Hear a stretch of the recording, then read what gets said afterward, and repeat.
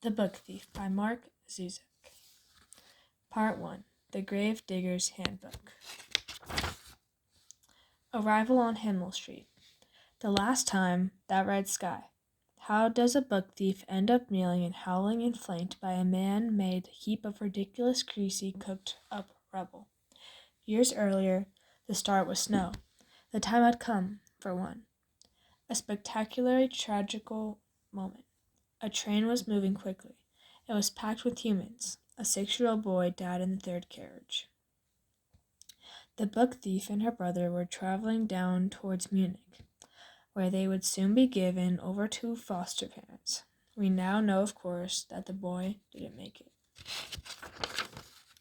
How it happened. There was an intense spurt of coughing, almost an inspired spurt, and soon after, nothing. When the coughing stopped, there was nothing but the nothingness of life moving on with the shuttle. Or a near silent twitch, a suddenness found its way to his lips, which were a corroded brown color, and peeling like old paint in desperate need of redoing. Their mother was asleep. I entered the train. My feet stepped through the cluttered aisle, and my palm was over his mouth in an instant. No one noticed. The train galloped on, except the girl. With one eye open, one still in a dream, the book thief, also known as Liesel Memminger, could see without question that her younger brother Werner was now sideways and dead. His blue eyes stared at the floor, seeing nothing. Prior to waking up, the book thief was dreaming about the Führer, Adolf Hitler. In the dream, she was attending a rally at which he spoke, looking at the skull-colored part of his hair and the perfect square of his mustache. She was listening contentedly to the torrent of words spilling from his mouth. His sentences glowed in the light. In a quieter moment, he actually crouched down and smiled at her. She returned the smile and said, "Guten Tag, Herr Führer. Wie geht's? Dir eight?" She hadn't learned to speak too well, or even to read, as she had rarely frequented school. The reason for that she would find out in due course. Just as the Führer was about to reply, she woke up. It was January 1939. She was 9 years old, soon to be 10. Her brother was dead. One eye open, one still in a dream. It would be better for a complete dream, I think, but I really have no control over that. The second eye jumped awake when she caught me out. No doubt about it. It was exactly when I knelt down and extracted his soul, holding it limply in my swollen arms. He warmed up soon after, but when I picked him up originally, the boy's spirit was soft and cold, like ice cream. He had melted into my arms, then warming up completely, healing. For Liesel Memminger, there was the imprisoned stiffness of movement and the staggered onslaught of thoughts. Es stimmt nicht. This isn't happening. This isn't happening. And the shaking. Why do they always shake them? Yes, I know. I assume it's something to do with instinct. To stem the flow of truth. Her heart at that point was slippery and hot and loud, so loud, so loud. Stupidly, I stayed. I watched. Next, her mother. She woke her up with the same distraught shake. If you can't imagine it, think clumsily in silence. Think bits and pieces of floating despair and drowning in a train. Snow had been falling constantly, and the service to Munich was forced to stop due to the faulty track work. There was a woman wailing. A girl stood next to her. In panic, the mother opened the door. She climbed down into the snow, holding the small body. What could the girl do but follow? As you've been informed, 2 guards also exited the train. They discussed and argued over what to do. The situation was unsavory, to say the least. It was eventually decided that all 3 of them should be taken to the next township and left there to sort things out. This time the train limped through the snow and country. It hobbled in and stopped. They stepped into the platform, the body in her mother's hands. They stood. The boy was getting heavy. Liesel had no idea where she was. All was white, and as they remained at the station, she could only stare at the faded lettering of the sign in front of her. For Liesel, the town was nameless, and it was there that her brother Werner was buried 2 days later. Witnesses include a priest and 2 shivering gravediggers. An observation: a pair of train guards, a pair of gravediggers. When it came down to it, one of them called the shots. One of them did what he was told. The question is, what if the other is a lot more than one? Mistakes. It's all I seem capable of times. For 2 days, I went about my business. I traveled the globe as always, handling souls to the conveyor belt of eternity. I watched them trundle passively on. Several times I warned myself that I should keep a good distance from the burial of Liesel Memminger's brother. I did not heed my advice. For miles away, as I approached, I could already see the snow group of humans standing frigidly among the wasteland of snow. The cemetery welcomed me like a friend, and soon I was with them. I bowed my head. Standing to Liesel's left, the grave diggers were rubbing their hands together and whining about the snow and the current digging conditions. So hard getting through all the ice, and so forth. One of them couldn't have been more than 14, an apprentice. When he walked away, after a few dozen paces, a black book fell unconsciously from his coat pocket without his acknowledge. A few moments later, Liesel's mother started leaving with the priest. She was thanking him for his performance of the ceremony. The girl, however, stayed. Her knees entered the ground. Her moment had arrived. Still in disbelief, she started to dig. He couldn't be dead. He couldn't. Within seconds, snow carved into her skin. Frozen blood was cracked around her hands. Somewhere in all the snow, she could see her broken heart in 2 pieces. Each half was glowing and beating under all that white. She realized her mother had come back for her only when she felt the boniness of a hand on her shoulder. She was being dragged away. A warm scream filled her throat. A small image, perhaps 20 meters away. When the dragging was done, the mother and the girl stood and breathed. There was something black and rectangular lodged into the snow. Only the girl saw it. She bent down and picked it up and held it firmly in her fingers. The book had silver writing on it.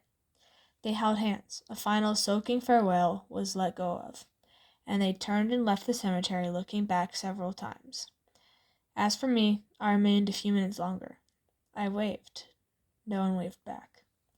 The mother and daughter vacated the cemetery and made their way toward the next train to Munich. Both were skinny and pale. Both had sores on their lips. Liesel noticed in the dirty, fogged-up window of the train when they boarded just before midday, in the written words of the book thief herself, the journey continued like everything had happened. When the train pulled into Babenhof in Munich, the passengers slid out as if from a torn package. There were people of every stature, but among them the poor were the most easily recognized. The impoverished always seemed to keep moving, as if relocating might help. They ignored the reality that a new version of the same old problem would be waiting at the end of the trip. The relative you cringe to kiss. I think her mother knew this quite well. She wasn't delivering her children to higher echelons of Munich, but a foster home had apparently been found, and if nothing else, the new family could at least feed the girl and the boy a little better, and educate them properly. The boy. Liesel was sure her mother carried the memory of him, slung over her shoulder. She dropped him. She saw his feet, legs, and body slap the platform. How could that woman walk? How could she move? That's the sort of thing I'll never know or comprehend, what humans are capable of. She picked him up and continued walking. The girl clinged now to her side. Authorities were met and questioned the lateness, and the boy raised their vulnerable heads. Liesel remained in the corner of the small, dusty office as her mother sat in clenched thoughts on a very hard chair. There was a chaos of goodbyes. It was a goodbye that was wet, and the girl's head buried into the woolly, worn shallows of her mom's coat. There had been some more dragging. Quite away beyond the outskirts of Munich, there is a town called Molking, said best by the likes of you and me as Molking, Molking. That's where they were taking her, to a street by the name of Himmel. A translation, Himmel is heaven. Whoever named Himmel Street certainly had a healthy sense of irony. Not that it was living hell, but it wasn't, but it sure as hell wasn't heaven either. Regardless, Liesel's foster parents were waiting, the Hubermans. They'd been expecting a girl and a boy and would be paid a small allowance for having them. Nobody wanted to be the one to tell Rosa Huberman that the boy didn't survive the trip. In fact, no one ever really wanted to tell her anything as far as dispositions go. Hers wasn't really enviable, although she had a good record with foster kids in the past. Apparently, she'd straightened a few out. For Liesel, it was a ride in a car. She'd never been in one before. There was a constant rise and fall in her stomach, and the futile hopes that they'd lose their way or change their minds among it all. Her thoughts couldn't help turning towards her mother back in Babenhof, waiting to leave again. Shivering, bundled up in that useless coat, she'd be eating her nails, waiting for the train. The platform would be long and uncomfortable. A slice of cold cement. Would she keep an eye out for the approximate burial site of her son on the return trip, or would sleep be too heavy? The car moved on, with Liesel dreading the last lethal turn. The day was gray, the color of Europe, certainly of rain. Curtains of rain were drawn around the car. Nearly there, the foster care lady, Frau Heinrich, turned around and smiled. Dein neues Heim, your new home. Liesel made a clear circle on the dribbled glass, and looked out. A photo of Himmel Street. The buildings appeared to be glued together, mostly small houses and apartment blocks that looked nervous. There is murky snow spread out like carpet. There is concrete, empty hat stand, trees, and gray air. A man was also in the car. He remained with the girl while Frau Heinrich disappeared inside. He never spoke. Liesel assumed he was there to make sure she hadn't run away or to force her inside if she gave them any trouble. Later, however, when the trouble did start, he simply sat there and watched. Perhaps he was only the last resort, the final solution. After a few minutes, a very tall man came out, Hans Huberman, Liesel's foster father. On one side of him was the medium-height Frau Heinrich. On the other side was the squat shape of Rosa Huberman, who looked like a small wardrobe with a coat thrown over it. There was a distinct waddle to her walk, almost cute, if it wasn't for her face, which was like creased of cardboard and annoyed, as if she was merely tolerating all of it. Her husband walked straight, with a cigarette smoldering between his fingers. He rolled his own. The fact was this. Liesel would not get out of the car. Was ist los mit dem Kind? Rosa Huberman inquired. She said it again. What's wrong with this child? She stuck her face inside the car and said, Na komm, komm. The seat in front was flung forward. A corridor of cold light invited her outside. She would not move. Outside through the circle she made. Liesel could see the tall man's fingers still holding the cigarette. Ash stumbled from its edge and lunged and lifted several times until it hit the ground. It took nearly 15 minutes to coax her from the car. It was a tall man who did it, quietly. There was a gate next, which she clung to. A gang of tears trudged from her eyes as she held on and refused to go inside. People started to gather on the street until Rosa Huberman swore at them, after which they reversed back whence they came. A translation of Rosa Huberman's announcement. What are you assholes looking at? Eventually, Liesel Memminger walked gingerly inside. Hans Huberman had her by one hand. Her small suitcase had her by the other. Buried beneath the folded layers of clothing in that suitcase was a small black book, which, for all we know, a 14-year-old grave digger in a nameless town had probably spent the last few hours looking for.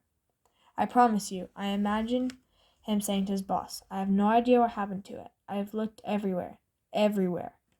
I'm sure he would never have suspected the girl, and yet there it was, a black book with silver words written along against the ceiling of her clothes. The Gravedigger's Handbook, a 12-step guide to grave digging success, published by Bayern Cemetery Association. The book thief had struck for the first time, beginning of an illustrious career.